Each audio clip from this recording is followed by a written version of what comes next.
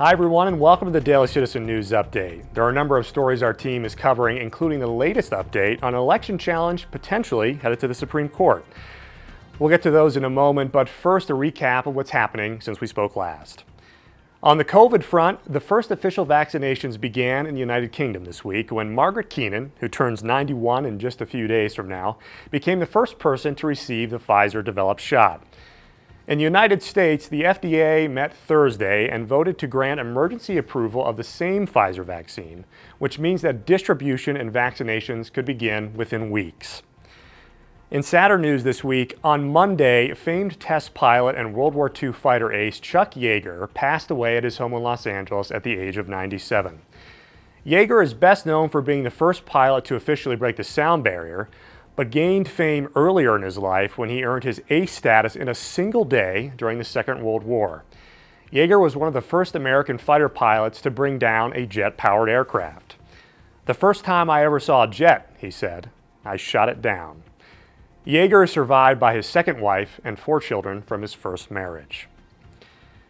As we move closer to the official date of certification for the 2020 election, the potential results are being challenged by Texas and 18 other states in a lawsuit that the Trump campaign hopes will end in a victory at the Supreme Court. Bruce Houseconnect has more details on the legalities involved and where the case may head if it is taken up by the court. The election is very much still a hot topic this week as 18 states asked the Supreme Court to delay the meeting of the Electoral College on December 14 until voting irregularities in 4 battleground states are investigated. Texas filed the lawsuit with the justices alleging that Pennsylvania, Wisconsin, Michigan, and Georgia had violated their constitutional duty to the rest of the states to conduct their elections according to rules set by each state legislature.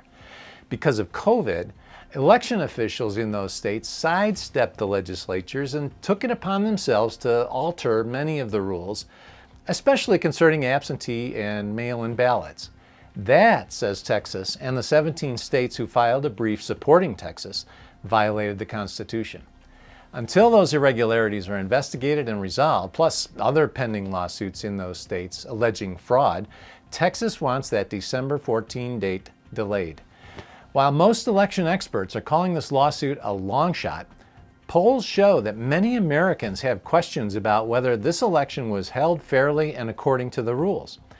You can expect the Supreme Court to issue some type of ruling very soon, and we'll let you know when it happens. Thanks, Bruce.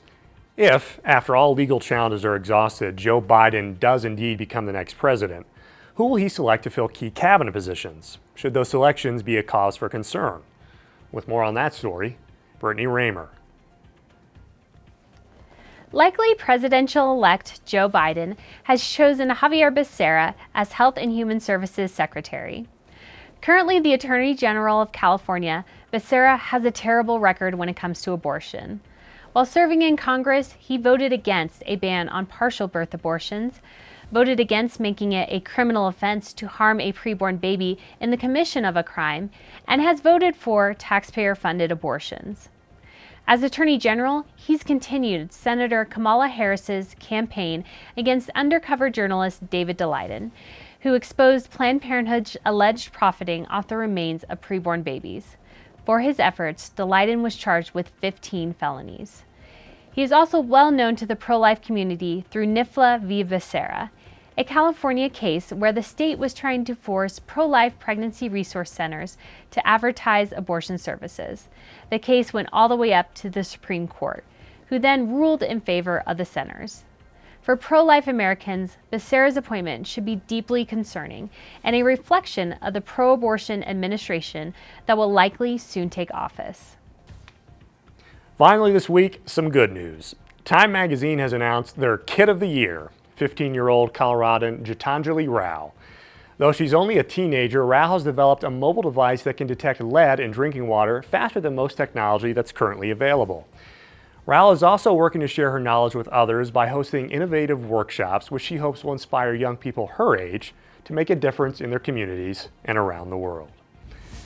Those are the top stories our team is covering this week. Be sure to visit thedailycitizen.org for breaking news as well as updates on the stories you've heard about today. And we'll see you next time.